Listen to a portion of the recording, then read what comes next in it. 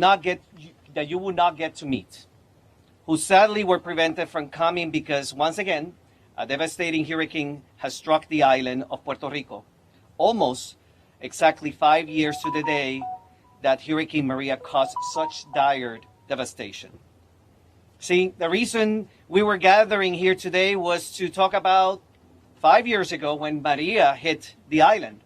The people of Puerto Rico, that they were still vulnerable, under blue tarps, with damaged infrastructure, unreliable power, and our worst nightmare took place, Hurricane Fiona.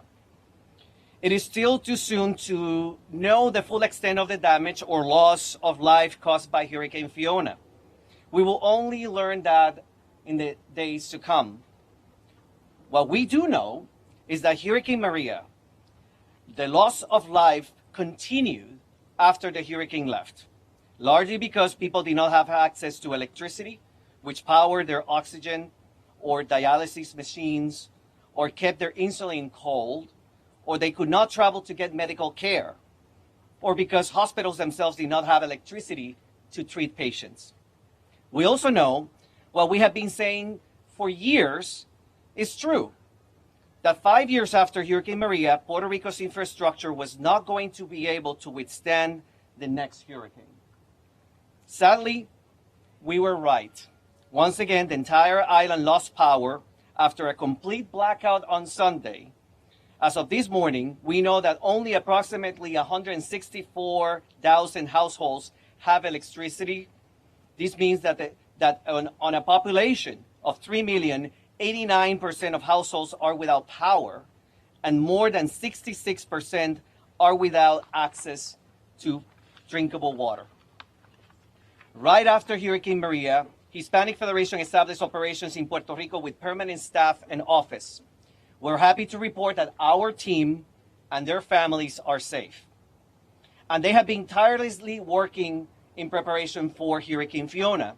They already have distributed 11,000 solar lamps in the days leading to the hurricane, and as soon as it's safe to be back on the roads, they will be at our warehouse, coordinating the delivery of another 20,000 solar lamps and other emergency supplies to our more than 100 partners, community-based organizations around the island. We also deliver power generators to some of the island's most vulnerable patients on dialysis, and we plan to distribute more in the days to come. We have also immediately launched a fund of $100,000 emergency assistance to respond to the immediate needs of the most vulnerable on the island throughout our network of community-based organizations that was created 5 years ago when local government collapsed and the Trump administration failed the people of Puerto Rico.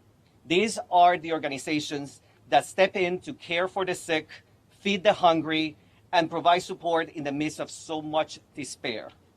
We hope that people across the country will support these efforts, and so that we can do more, because we know that the need is great.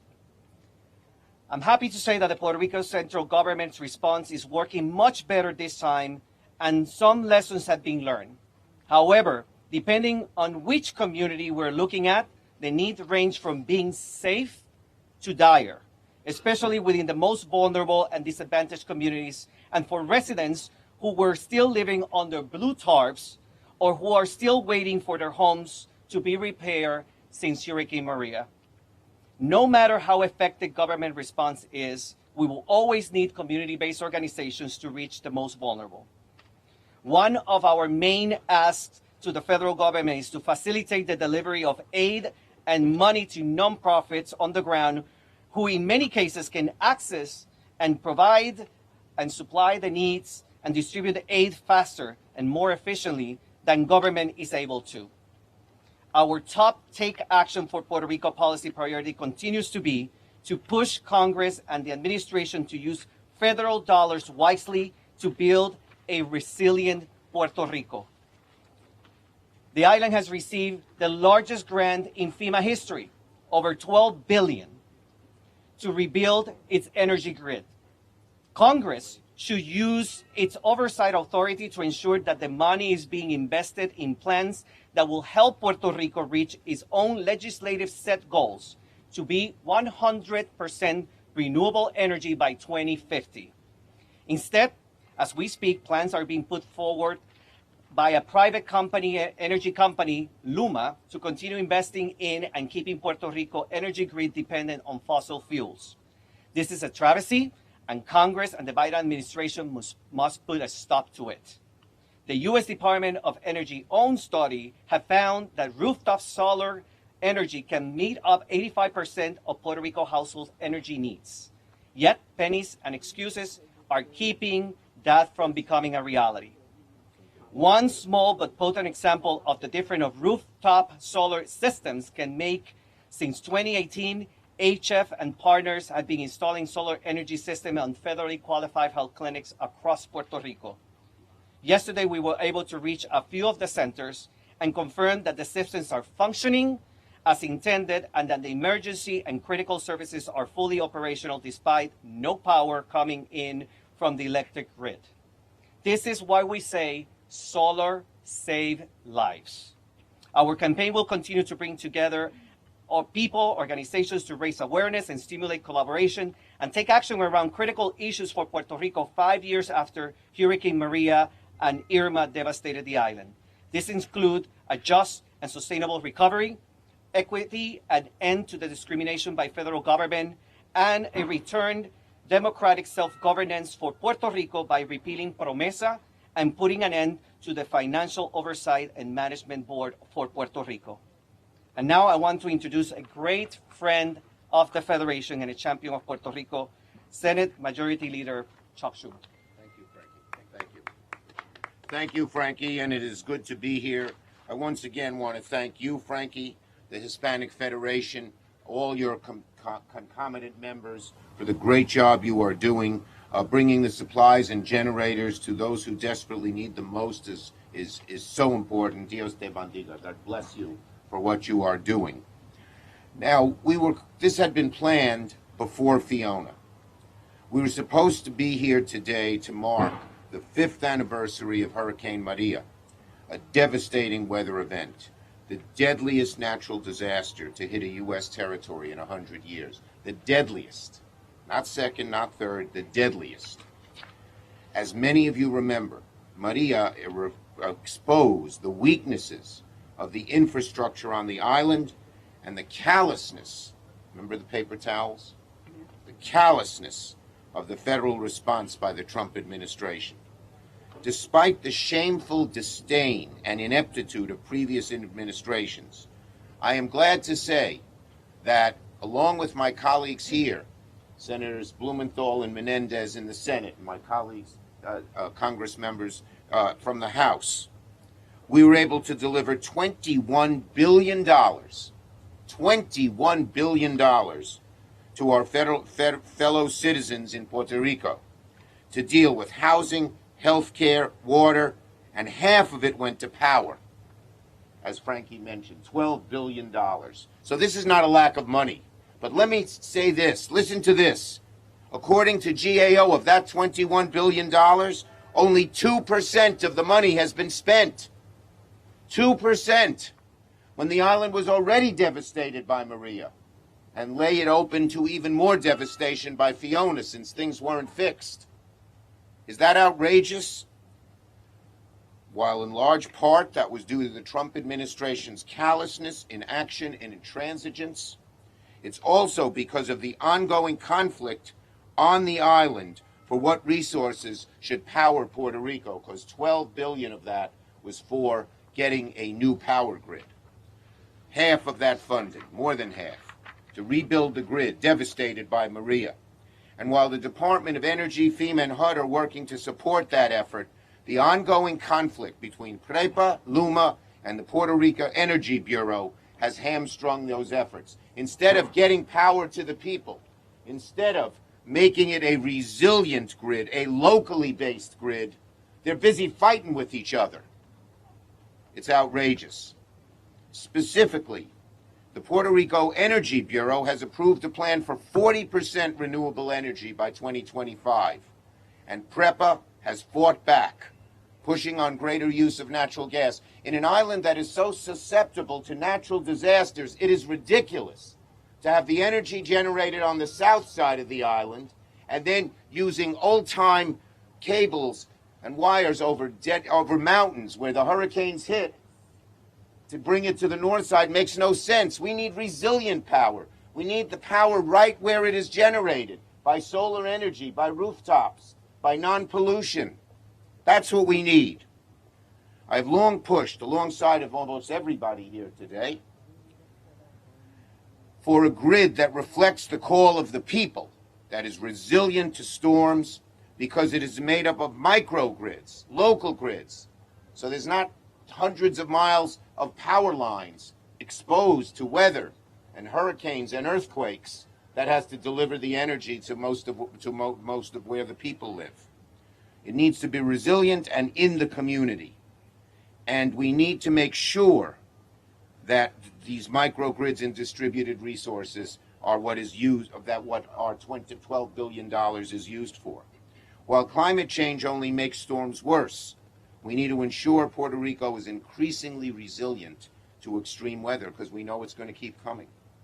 So that's why we pushed hard to pass the Inflation Reduction Act, which everyone here supported. A landmark climate bill that will help Puerto Rico and other communities by reducing the emissions that are making storms more extreme. And the Infrastructure Investment and Jobs Act, Bipartisan Infrastructure Act, which made landmark investments in resilience. Unfortunately today, we're confronted once again with another devastating natural disaster, Hurricane Fiona, that has left our fellow citizens in Puerto Rico without power, running water, and some without a roof over their heads. As of this morning, more than 1 million customers on the island are without power, out of a total of 1.5 million. That's customers, so a house that has 3 people, so it's a lot more than 1 million people. It's just 1 million places where the power is. And all of them lost power before the storm even made landfall. The situation is a disaster. Enough is enough. The Puerto Rican Energy Bureau must push PREPA and LUMA not only to restore power, but to once and for all create a distributed, more resilient grid, and we will back them up. These two agencies, PREPA and LUMA, cannot stand in the way once again, because you've seen by their inaction the disaster and the harm that has gone to the people of Puerto Rico. So that is my first focus on the energy. But we have to do more, of course. There's an immediate emergency. Yesterday I was on the phone with some of my colleagues, Congresswoman Velasquez, Congressman Espiat. They had called me. We got together and got on the phone, and we talked to the FEMA administrator last night and asked her that our government be ready to approve an 100% cost share for all emergency protective services that Puerto Rico conducts. This government doesn't have the money to lay it out, and the people are suffering, and they are our fellow citizens. That means that covering the island's costs for distributing food, water, disaster, and emergency medical care. I'm also proud to support my colleagues for more flexibility in assessing federal disaster assistance. Sometimes the bureaucracy gets in the way of the real needs of the people, while ensuring that Puerto Rico can rebuild stronger than before. As of late last week, the FEMA Disaster Fund, we pushed for this. Senator Menendez-Blumenthal and I, as majority leader, pushed to have the FEMA fund be flush with money. It is. It has $15 billion. So either both on the power side, the electricity side, and on the emergency relief side, there's enough money. It's not a money issue. It's getting the money to where it's needed, both in the short term and in the long term. We also sent a letter from the New York delegation calling on FEMA to be ready to support Puerto Rico on any upcoming requests for aid, including a major disaster declaration that will unlock the long-term funds needed for recovery, as well as to respond. And this morning, I'm joining another bicameral letter supporting Puerto Rico's recent application for that. Look, folks, we have a lot more work to do. In the immediate term, get the dollars out, get them out quickly, and don't make Puerto Rico have to find the money to pay the 25%. And in the long term, make sure these dollars are used so there is a resilient, modern grid system, so we're no longer coming back here after the next hurricane and saying half the people of Puerto Rico don't have power. Thank you, everybody. Well done. Thank you.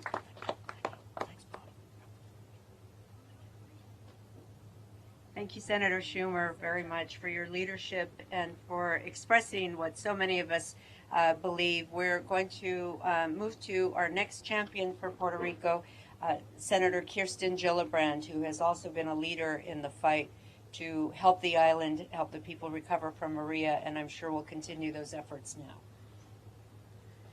Thank you. I want to thank the Hispanic Federation and Frankie Miranda for the leadership, for shining the spotlight where it needs to be shown, to make sure that Take Action for Puerto Rico campaign advocating is not advocating alone.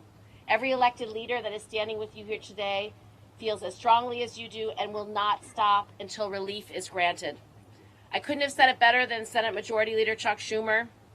He's exactly right that now is the time to act, that the federal government has to do its job, as Nydia Velasquez just said. The federal government has to help the people of Puerto Rico survive, recover, and rebuild stronger, and rebuild better, and rebuild in a more resilient way. I'm very grateful for the senators that are here, Senator Blumenthal and Senator Menendez, for their continued leadership for Puerto Rico. I want to thank the members of Congress that are here that have also worked tirelessly to make a difference. And I want to thank Nydia for always being at the forefront of the needs of the people of Puerto Rico, for always being the one to call me and ask me for help when it is needed. Today, we were initially supposed to be here to mark the 5-year anniversary of Maria. That was the purpose of us getting together.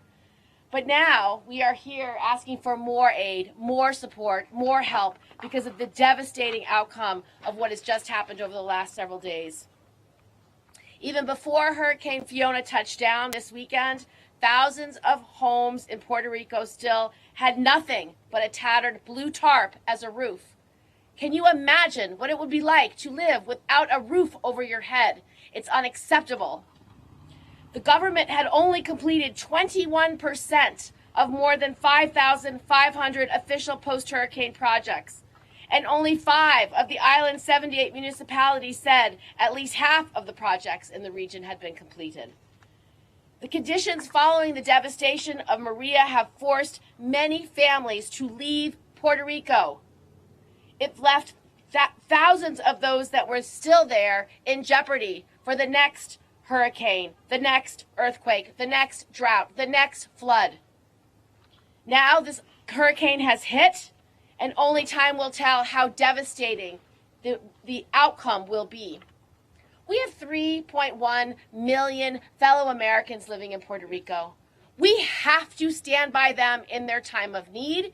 We have to come to their support. Senator Schumer and I are calling on FEMA to stand ready and, if requested, to work with the affected areas in Puerto Rico to determine whether the damage meets the statutory duties.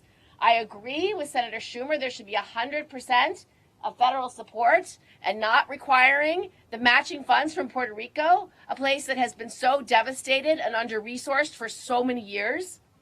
I also, because I sit on the Ag Committee, have introduced a bill to enable Puerto Rico to participate in the SNAP program. The Puerto Rico Nutrition Assistance Fairness Act of 2022 would redress the injustice done to Puerto Rico when it was excluded from the SNAP program in 1981.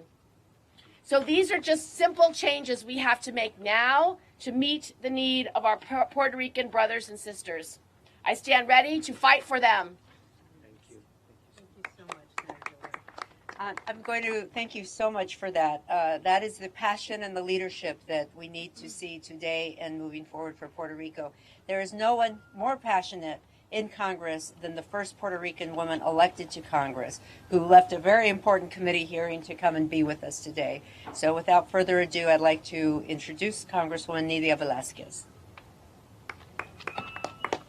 Good morning, everyone. Thank you, Laura. It's a difficult time for all of us, for Puerto Ricans in Puerto Rico, and for the Puerto Rican diaspora here in the mainland. A year ago, we stood here discussing Maria. A year ago, I said that the Puerto Rican power grid was not where it needed to be. And I warned that not even a Category 1 will lead to a collapse of the power grid. And here we are today. Look, we have sent a lot of letters. I had a meeting with Schumer. I also met with the Speaker. We have been asking what needed to be asked in terms of financial aid. We have two issues here. One is that we must recognize the responsibility of the federal government because we have a colony. Puerto Rico is a colony of the United States. And as a colony, the federal government has a responsibility, not only to give a blank check to Puerto Rico and say, you deal with it, but it's the lack of oversight from federal agencies regarding the use of federal funding in Puerto Rico. And because of that, today, 89.5% of the Puerto Rican people have no electricity. They have no water. People are, I don't know how many people have died already, and we don't know how many lives will be lost as a result of Fiona. So I am asking the U.S. Congress to pass a supplemental to provide the assistance that Puerto Rico needs. We don't know yet how much it has to be provided. We are just waiting for the governor of Puerto Rico to conduct and finalize the damage assessment. But in the meantime, FEMA is responding, and the difference between this time and last time is a president that really moved immediately to instruct the federal agencies, particularly FEMA, to put federal assets on the ground. And because of that, we have saved lives in Puerto Rico. But we need to do much more. And let me just say this to the government of Puerto Rico, and Senator Schumer is correct. We need to put all the pressure to make sure that Puerto Rico moves from fossil fuel to a more resilient energy source. And that is the issue. Otherwise, we're going to be here again and again because climate change is a serious issue that is not going to go away, particularly in terms of the Caribbean islands that suffer the brunt of any climate change with all these hurricanes going in their way. So I just want to conclude by saying, if this is not enough evidence that the contract with Luma to privatize the electrical grid is failing, then I don't know what is. 1 year ago, as I said, I stood here and I warned the federal government and the people of Puerto Rico, time and again, even before the storm. Puerto Ricans have been left in the dark by Luma, and we must hold them accountable. We need a sustainable, climate-resilient electrical future for Puerto Rico. And today I am introducing a House resolution along with Senator Bob Menendez to honor the 3,000 plus lives lost to Hurricane Maria and to reaffirm the federal government's commitment to the people of Puerto Rico. But more than the commitment is the recognition of the responsibility that we have with the people of Puerto Rico. It is our colony, and we must act. That means that we need to do proper oversight to make sure that the people of Puerto Rico is provided with the solutions that will provide the kind of future that they all deserve. And then, in terms of policies, it's about equity. It's about providing equal resources that we do in the United States to every state and to every American citizen. The Puerto Rican people, American citizens living in Puerto Rico, deserves nothing less. Thank you. Well said. Well said. Thank you so much, Congresswoman. It goes without saying that the people standing here are here because they care about Puerto Rico, and that goes just as much for our next two speakers, Senator Blumenthal from the great state of Connecticut and Senator Menendez from New Jersey. Thank you. Thank you. Thank you to Congresswoman Velasquez for her eloquence and power. Thank you to Senators Gillibrand and Schumer, who have been such great champions, and to my colleague, Senator Menendez, who has been at the forefront of this fight, and to the Hispanic Federation. Thank you, Frankie, Miranda, and everyone. But most of all, I want to recognize the courage and strength of the people of Puerto Rico. You know, I visited Puerto Rico very soon after Maria, and I expected to find people in despair, without hope. The people of Puerto Rico have courage and resilience and strength that is beyond words. And to them, I want to say, you are not alone. We're going to have your back. The time of throwing paper towels and counting it as action is over. Yes. We're going to demand real action from the federal government, not just rhetoric, but rebuilding and recovery. And to the people of America, let me just say, we have an obligation to our fellow Americans. The time for second-class citizenship for the people of Puerto Rico is also over. They are our neighbors, our friends in Connecticut and New York and New Jersey and around the country. The Puerto Rican community, friends, neighbors, family in Puerto Rico are going through indescribable suffering. I've seen it after Maria, after the tornado, the earthquakes that occurred. I've visited Puerto Rico many, many times, and I just admire the strength and resilience of the people of Puerto Rico. We need a major disaster declaration now. We need that $15 billion provided to Puerto Rico now. We need rebuilding of schools and hospitals now. We need rebuilding of the grid, not just rebuilding in the sense of restoring the transmission lines on poles, but a different approach to powering the island. Puerto Rico can be at the forefront of renewable energy if we simply make the investment. That is the key word. Investment in Puerto Rico has to be done now. I think, having observed what happened in the wake of Maria, that a lot of the fault is on FEMA. We have a new FEMA now. We have new leadership in FEMA. We're going to hold it accountable. We're going to do the oversight. We are going to be on FEMA like a hawk to make sure that there is delivery, actual performance, not just rhetoric, but robust action. And let me just close by saying the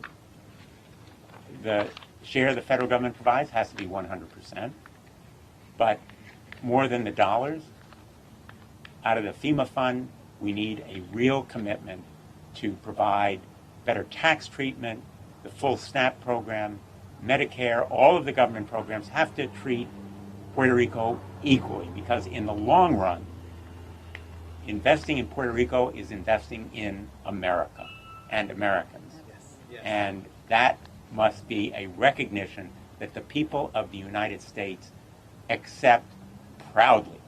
The people of Puerto Rico have talent, energy, gifts that they bring to America, and this investment is in the American tradition and national interest. Thank you all for being here today. Thank you so much. Thank you. Well, let me pick off where Senator Blumenthal ended. You heard from 3 New Yorkers to start the program. This is not about New York, and it is not about Connecticut, not about New Jersey, it's not about Florida. It is about the United States of America.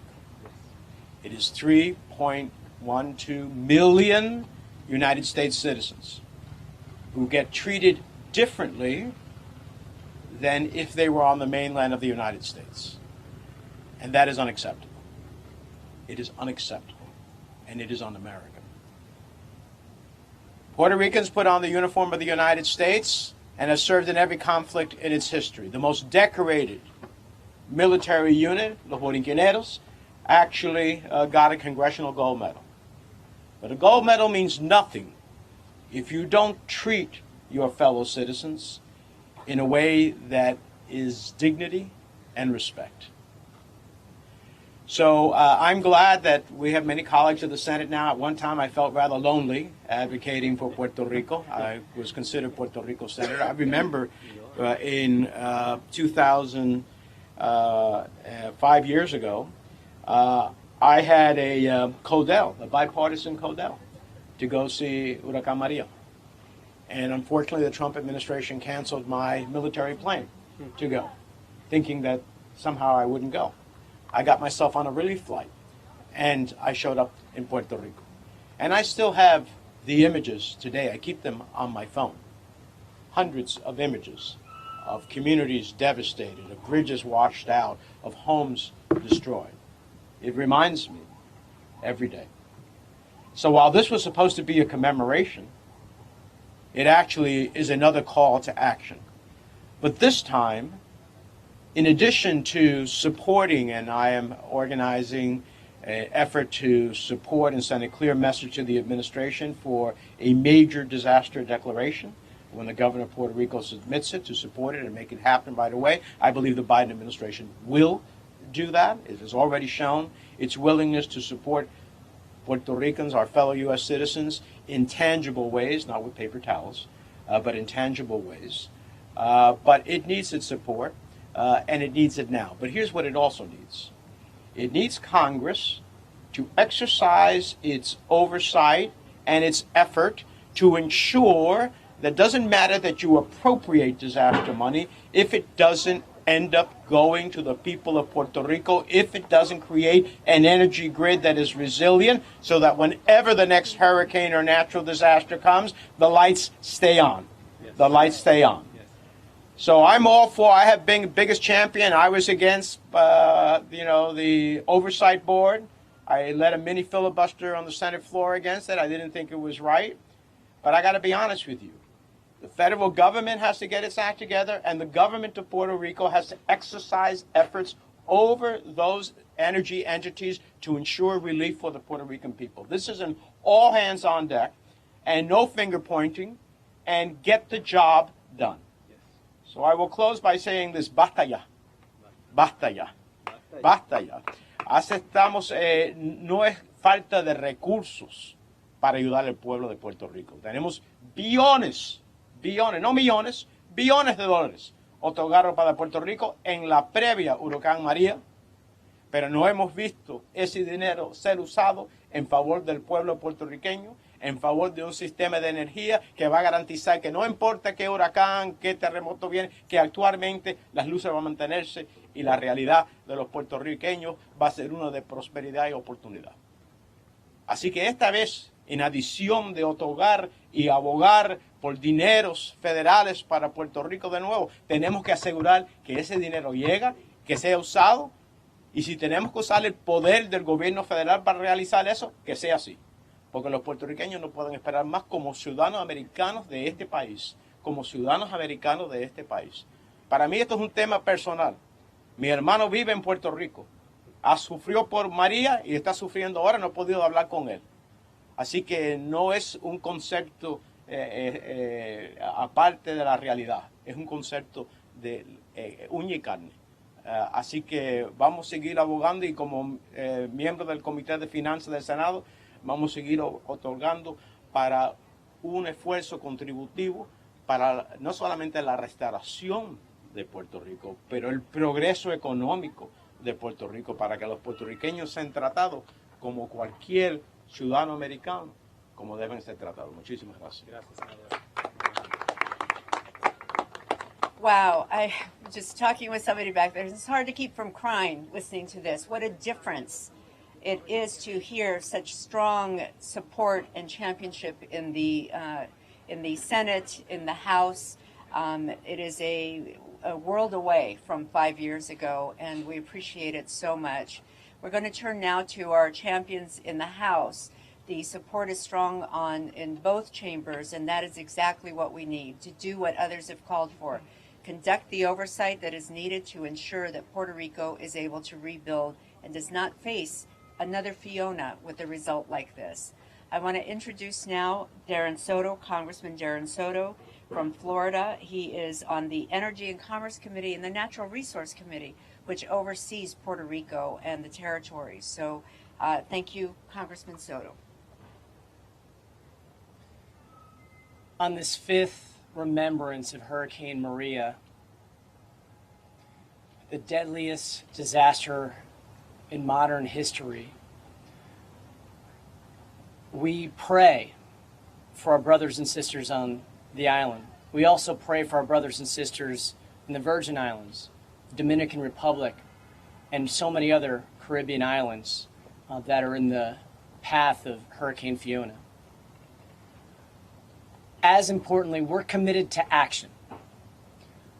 We applaud President Biden for already preemptively doing an emergency declaration.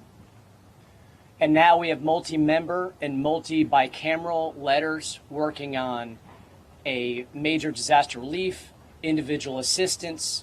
We are putting together welcome centers in Central Florida for those who may need to seek refuge in Central Florida and other areas. We're coming together. What a difference 5 years makes. When we had to fight for weeks to get any real action from the Trump administration, President Biden acted swiftly, preemptively, proactively to make sure that FEMA is putting the resources in place to save lives and to help with the recovery. We know and have gotten reassurances that the president will also approve the request that we're asking for all the various types of relief. We also know that Puerto Rico can't afford to pay and that the federal government should be paying for 100%, including, and I applaud all of our colleagues in the Senate as well as the House to make sure we have a FEMA budget flush to be able to handle these types of emergencies. The last thing I'll say is this is all the more important why we continue to combat climate change with the Inflation Reduction Act, with the infrastructure law, where we treated Puerto Rico equally, because these storms are going to continue to get worse, like the wildfires out west, like the flooding in the southeast. Our own state of Florida knows a thing or two about hurricanes and resiliency. We got hit by Hurricane Irma right before Hurricane Maria, but we stand with our brothers and sisters back on the island. Brevemente en español. 5 años después de Hurricane Maria, nosotros tenemos oraciones por nuestra familia en Puerto Rico, también en la República Dominicana y en el Virgin Islands y otras. Pero importante, nosotros estamos actuando para salvar vidas en Puerto Rico.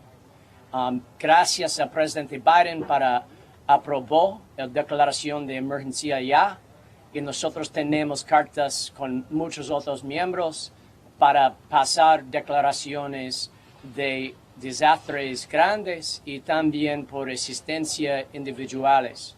Nosotros tenemos centros para bienvenidos por personas que necesitan viajar a Florida Central para tener un lugar seguro. También, ¿qué diferencia 5 años hace? Con el presidente Biden, él está luchando hasta el principio, antes del principio, para tener todos los recursos que Puerto Rico va a necesitar para una recuperación y para salvar vidas. Finalmente, nosotros necesitamos continuar combatiendo el cambio de clima con el plan el acta de reducción de inflación que tiene fondos históricos para prevenir cambio de clima y también con la ley de infraestructura. Y por el primer término en Congreso, Puerto Rico está tratado igualmente por estos fondos. Y nosotros tenemos una responsabilidad para ayudar por la recuperación de la isla. Gracias. Thank you so much, Congressman Soto. We have two more members of Congress, as well as Governor Pierluisi's representative here in Washington, D.C., who will be able to give us some of the latest updates. So we appreciate you being here, standing in the sun this long, although when you think about what it's like in Puerto Rico, this is really just a beautiful day to be here. So I'd like to introduce Congressman Espaillat, followed by Congressman Richie Torres. Thank you. Thank you. 5 years later, we stand here, like reeling back from Fiona and the damages that Puerto Rico, Dominican Republic, and the Caribbean have endured. In many ways, this is so because of government's inability to allow the funding to get to Puerto Rico. It has been said here over and over again that it's not a money problem, that in fact it was the lack of will from government to make sure that the dollars got there and for those dollars to be given to the neediest. In fact, the population in Puerto Rico has decreased since Hurricane Maria by 4%. And that is due to government's inability to get the dollars to Puerto Rico and make them work for people. So what we're seeing today, the flooding, the massive flooding that we're seeing today in Puerto Rico, the collapse of the power grid that was expected, that we're seeing today in Puerto Rico, it is directly connected to the negligence of the previous administration to allow the flow of the dollars to get to Puerto Rico. And so we must change that. And we do that by making sure that it is a full-fledged disaster, declared that way, that 100% of the cost is picked up by the federal government. Puerto Rico and the Puerto Rican government cannot afford 5 years later to pick up the massive cost that Fiona has put on their budget. So it is our duty now, our responsibility, to right the wrongs, that there will be no towel throwing, that there will be no cynical remarks about the Puerto Rican people and the future of this great island. And so I stand ready to assist. I was there very early on during Maria. I will go back to Puerto Rico and the Dominican Republic to ensure that the resources get there, that they have what they need. I was in a call today and I was told that as high as 90% of the people in Puerto Rico today, right now, as we speak, don't have access to electricity. And 60% don't have access to water. And this is after Maria. This should have been resolved and finalized a long time ago. But of course, we saw how bureaucracy grinded its way into a halt and disallowed Puerto Rico from getting the resources that they needed to rebuild their power grid, to make sure that the impact that we see today in Fiona will not be a reality. So let's work together to make sure this doesn't happen again, that history does not repeat itself again. Estamos aquí para apoyar a Puerto Rico 5 años más tarde. De mucha manera refleja la inhabilidad del gobierno federal de llevar los recursos donde se necesitaban. Frenaron los recursos. No es una falta de dinero, es una falta de voluntad y una falta de que el gobierno le impida a la burocracia que frene su movimiento hacia adelante y que los recursos lleguen donde los más necesitados. Por eso estamos aquí. Yo tuve una llamada hoy con miembros del gobierno de Puerto Rico y de la República Dominicana y dijeron que tan alto como 90% de las personas no tienen electricidad y un 60% no tienen agua todavía, varios días después de la tormenta Fiona. Lo que quiere decir es que después de María no se tomaron las medidas necesarias para prevenir que esto sucediera.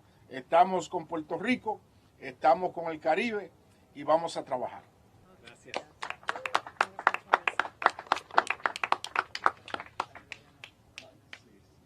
Puerto Rico continues to be haunted by the ghost of Hurricane Maria, and nowhere is the legacy of Maria more painfully felt than in the chronic failure of the electric grid, which has been a never-ending nightmare for the people of Puerto Rico. Every natural disaster, like Hurricane Fiona, begets a man-made disaster of widespread power outages.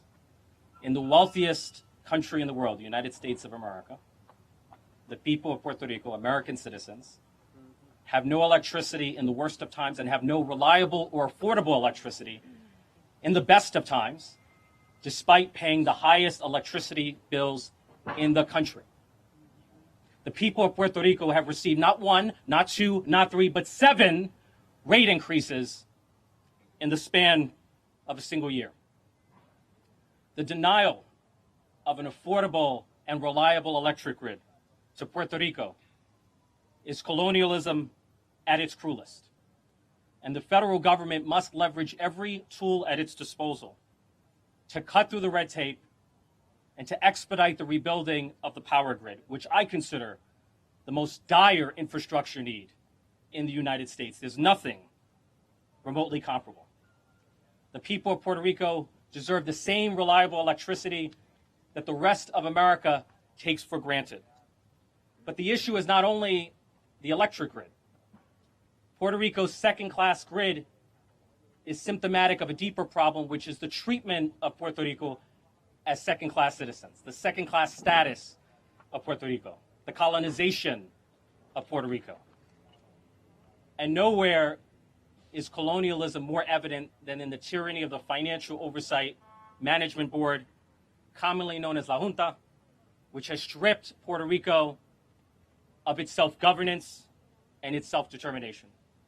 And so I'm proud to be the sponsor of the Trust Act, which would expedite the elimination of La Junta and bring us closer to restoring democracy on the island and put power back where it belongs, which is in the hands of the people and their elected representatives. Thank you. Thank you so much, Congressman. Our next speaker is Carmen Feliciano, the Executive Director of PRAFA, the Puerto Rico Federal Affairs Agency here in Washington, D.C., and a representative of Governor Pierluisi. She will be followed by Ari Martinez, who is with the University of Puerto Rico Resiliency Law Center, to talk about what it is like actually living on the island during times like this and what the federal government needs to do to help people in Puerto Rico now. Carmen. Thank you, Laura. Thank you and good morning. First, I would like to thank all our speakers and all of you who are here wanting to help Puerto Rico for the support and your steadfastness to make sure that the citizens, the American citizens that live on the island can get help and get support as fast as possible. Not one natural disaster is similar to the other. And Hurricane Fiona was not similar to Maria. Maria was a wind event with wind as high as 200 miles per hour. Fiona had some wind gusts of 100 miles per hour in the south part of the island, but it was a rain event. And we have seen flooding in Puerto Rico in areas that we've never seen before. And as I keep looking at the images with tear in my heart, we're seeing flooding in the southeast of Puerto Rico, and people surprised that they lost everything.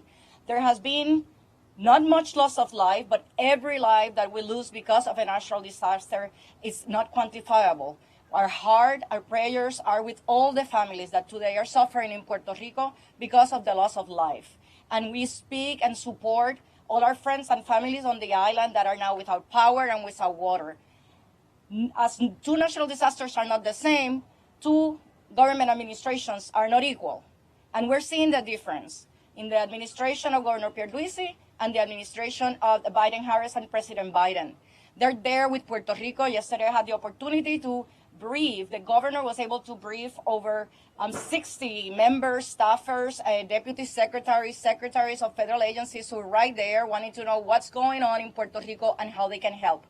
FEMA learned many lessons, and Puerto Rico learned many lessons during Hurricane Maria. This time around, FEMA has 4 warehouses full of water and food for the people of Puerto Rico that is going to begin the distribution today. As of yesterday, Puerto Rico was still in the process. The Fiona was still over the island. There was still raining. I'm happy to say today that the sun has come out, and I trust in the resiliency of my people in Puerto Rico that will work together to survive this and to come out stronger and resilient with a sustainable and resilient power grid. I want to thank the Hispanic Federation. They've always been here for Puerto Rico, and they have people on the ground as well as many nonprofit organizations that are already ready to help the island.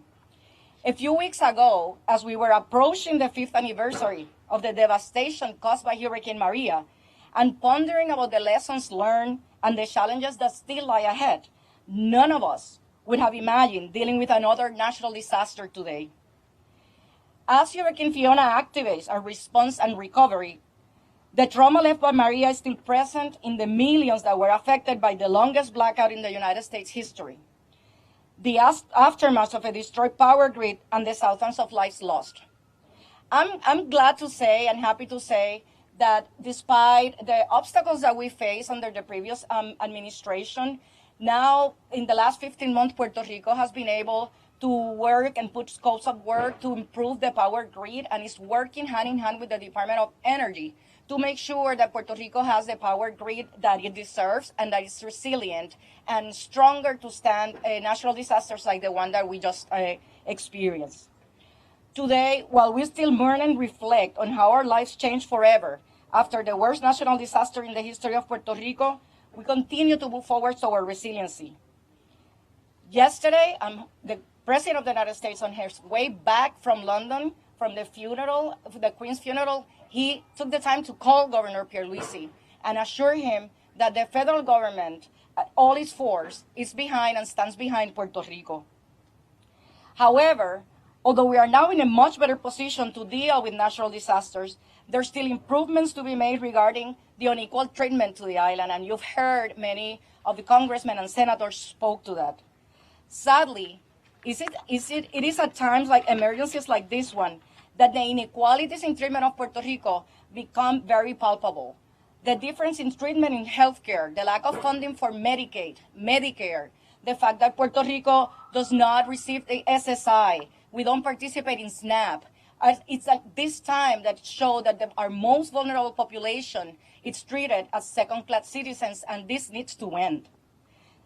The citizens of Puerto Rico are in dire need of support to improve their quality of life and to be able to confront natural disaster and all other challenges that may arise. History repeats itself, and our people continue to suffer disparities caused by this unfair treatment. Our citizens deserve the same support and the same quality of life as their brothers and sisters in the mainland.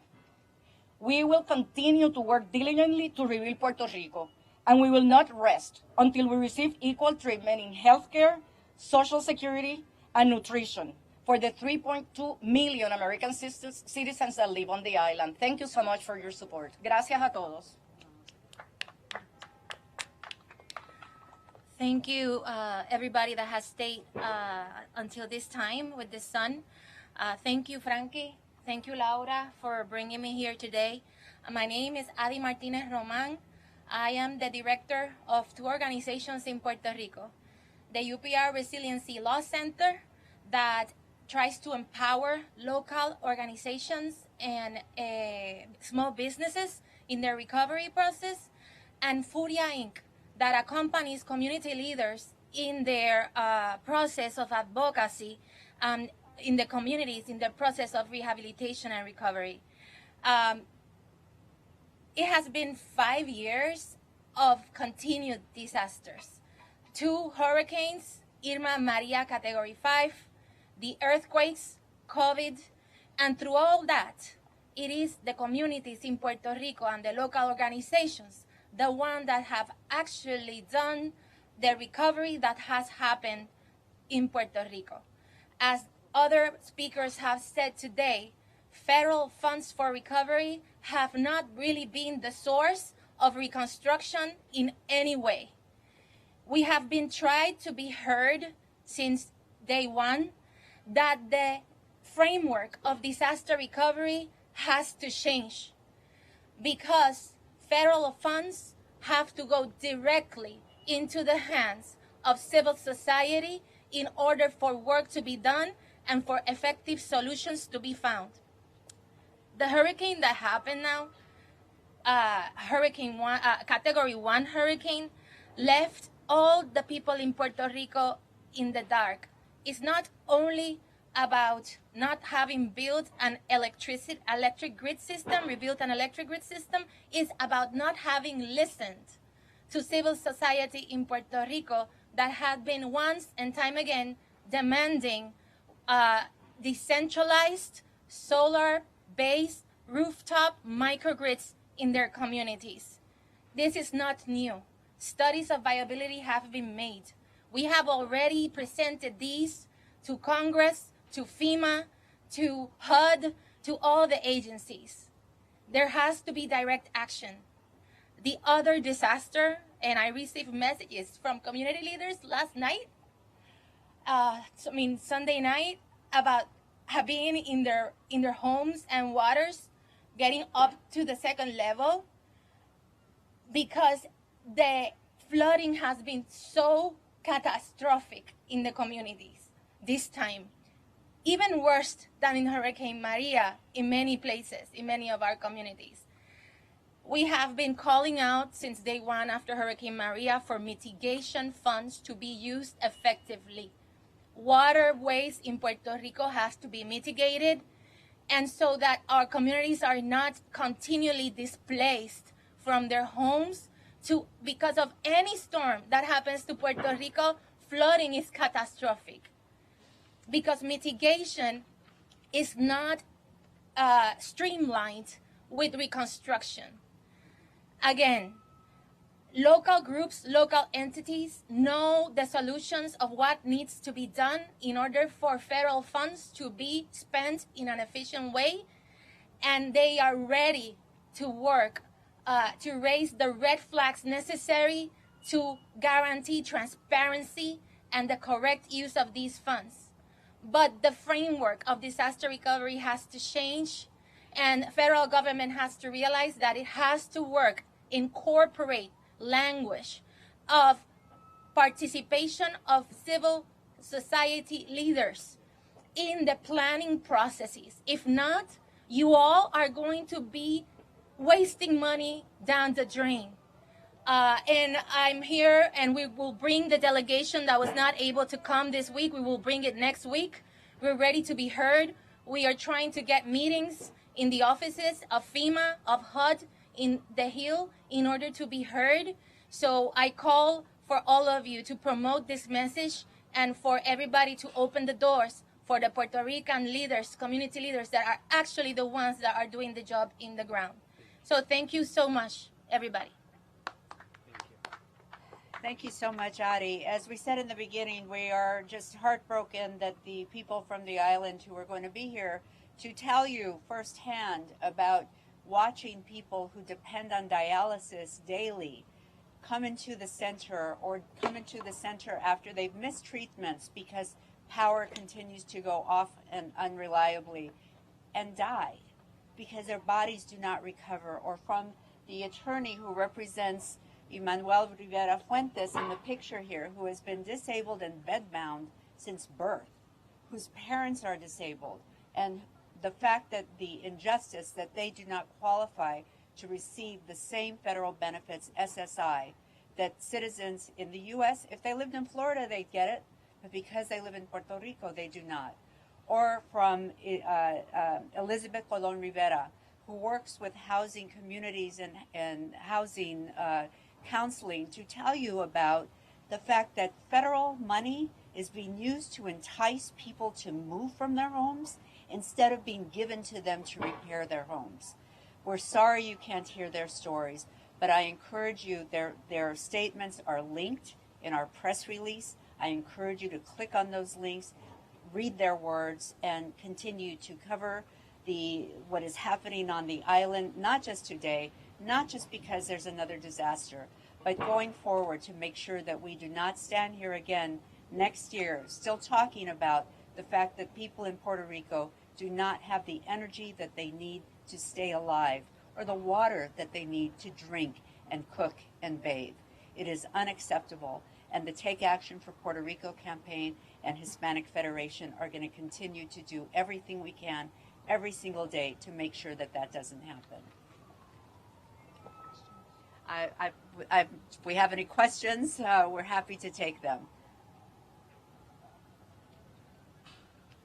Thank you so much. Thank you for being here.